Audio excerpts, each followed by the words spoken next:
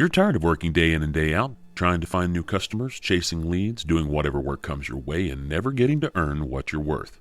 You do it because you love the work, and you're passionate about serving older customers and their families. We get it. But what you need is more of the right customers for your business, and more income for you and your family, so you can grow and help more people in your community. Well, you're in the right place, because this is Booming Your Bottom Line. Hello and welcome to episode 79 of Booming Your Bottom Line. I'm Mark Hager, and this week we've got a little something different for you. We're going to be covering some recent news that has caught our eyes, give you a different perspective, and provide some insight that you won't get anywhere else. And first up is an article in the Brisbane Times called Baby Boomers Will Snub Retirement Villages. Though spot on with what it says, I think a better sentiment is boomers won't live in your retirement communities. So if you want your business to have a future, stop building them and instead focus your dollars on solving their problems. And I think that pretty much rings true for housing developers as much as it does for any other business wanting to create profit serving older customers. The truth is, most baby boomers don't want to live in retirement communities. Some of them may, but not many. The boomers aren't their parents, and even if they could just quit work or whatever they're doing now just to go do whatever they want, it wouldn't be behind the gates of a retirement community. Mainly because for most of them, that's not the life they've ever lived, nor do they want it to be. They want to be in the thick of it with community and family and friends, entertainment, fun, giving and receiving. They want to be involved. So when it comes to deciding whether or not you should build that retirement community or invest in one, our advice is going to be to just say no. Now, what we can tell you is what they want out of their next home, at least according to the recent Freddie Mac 55 Plus survey. The top factors that will influence their next move include affordability at 60%, amenities needed for retirement at 47%, living in a community where they are no longer responsible for caring for the property at 44%, and being in a walkable community at 43%. They also don't want to move far from where they are right now, and they want family near or in their next home.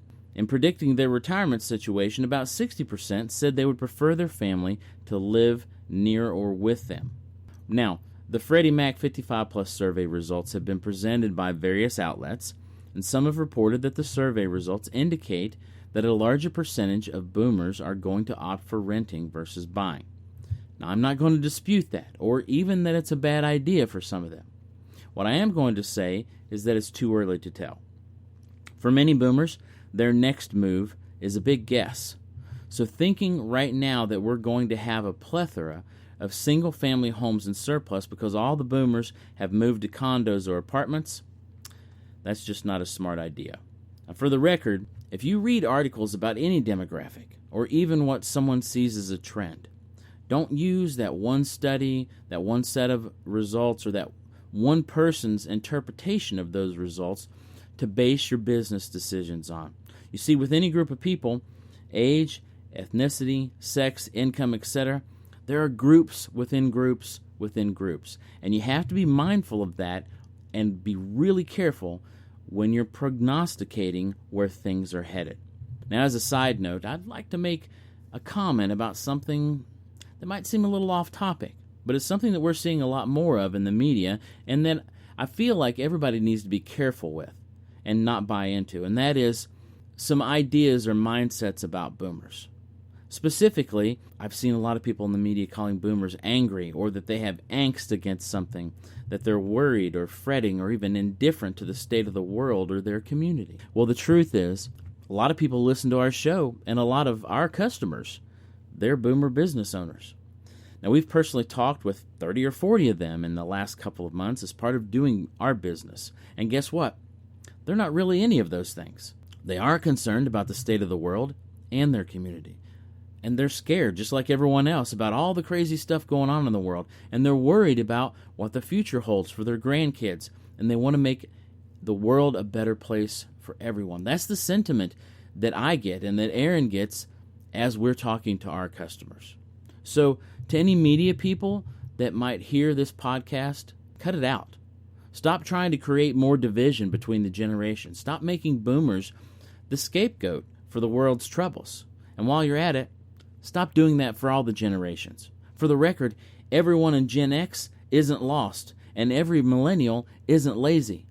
If you're doing this, you're just adding fuel to an imaginary fire that is affecting how we, as a society, how well we're going to be able to figure out solutions to real problems in the longevity economy. And if you hold those same ideas in your head or take actions based off of feeling like, the boomers are angry or the millennials are lazy, anything like that, you're only hurting your own business. So be careful with that. All right, next up is an article out of the Dallas area titled, "As Baby Boomers Age, Is Architecture Failing Them?" Now, the long story short is that the Dallas-based architecture firm Corgan is investing in research to help inform their architecture work so it can be better suited for the boomers as they age. That means they're looking at making buildings easier for older people to interact with them. And I think it's fantastic. Now, as a side note, we encourage you to go read these articles that we're talking about today, and we're going to have links to them up on the website. Just go to the post about episode 79, and you'll find the links there. Anyway, here's one of the things that most people won't glean out of this article, and that is a deeper truth. A deeper truth not only about architecture, but about the services that you provide to your customers, and it doesn't matter what you do. And here it is. If you make all your buildings easier for older people to use, you'll most likely make your buildings easier for everyone to use. The same goes for your business processes. If you make it easier for older customers to do business with you, it'll most likely be easier for everyone to do business with you. Do you see where I'm going? This is an idea that we've been working towards for a long time now. This is what we teach our clients about working with older customers and their families. For the most part, it is good for working with any customer. It's ageless. Ageless marketing, ageless service, ageless conversations. It doesn't matter if what you're doing is mostly for a certain group of people. You don't have to talk about it like it is, provide it like it is, or sell it like it is. Do you see what I'm saying? This is a deep truth. Adopting an ageless view to what you do and how you do it not only simplifies your work, it will also make your business more attractive to the customers you are trying to reach.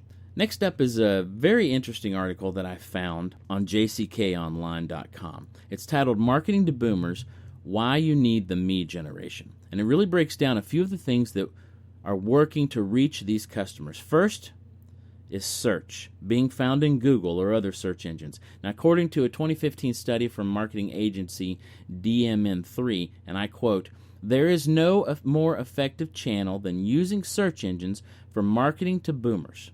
Now, we've been saying it, and we will keep saying it until more business owners take action on it. When someone in your town goes to Google and types in home remodeling or anything related to your business, right, you better come up on the first page of results.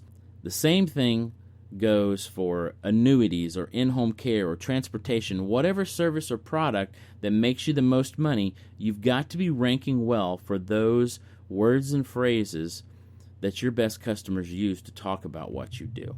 Now, according to the article, the least effective way to reach boomers, radio ads and catalogs. And that's really no surprise.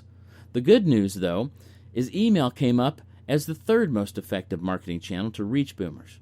Now, what that means is if you want to capitalize on email, you have to give these customers a way to give you their email address because you have to have their permission to communicate with them. Then, you have to provide a ton of value to them in every email you send. Yeah, we're not talking about sales messages either. We're talking about education, enlightening and helping them, not sales. Sales comes naturally from being aligned with them and giving them the right content.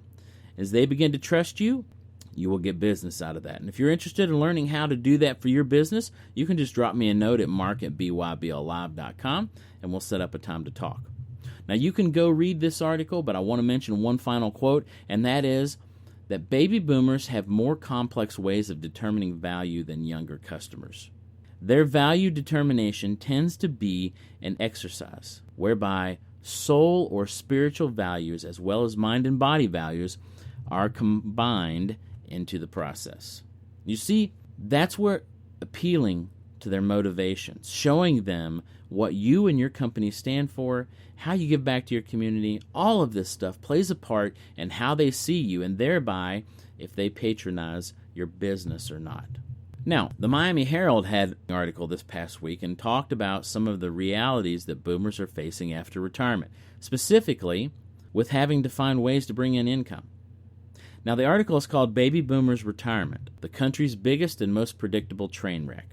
Now, it's actually a good read in spite of an unduly negative title. It provides insight into actual situations that some boomers are finding themselves in during retirement and how they're coping with them.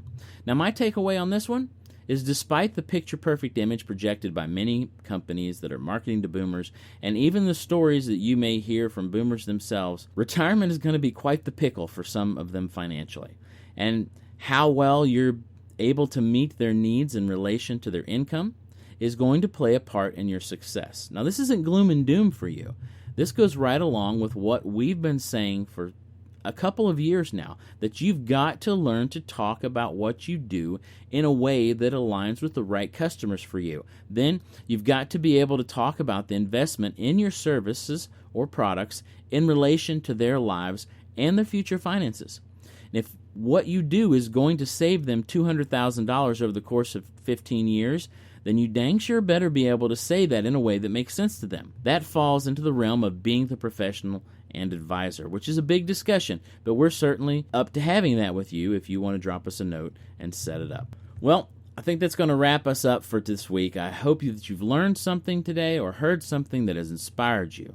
And until next time, be well, be bold, and boom your bottom line.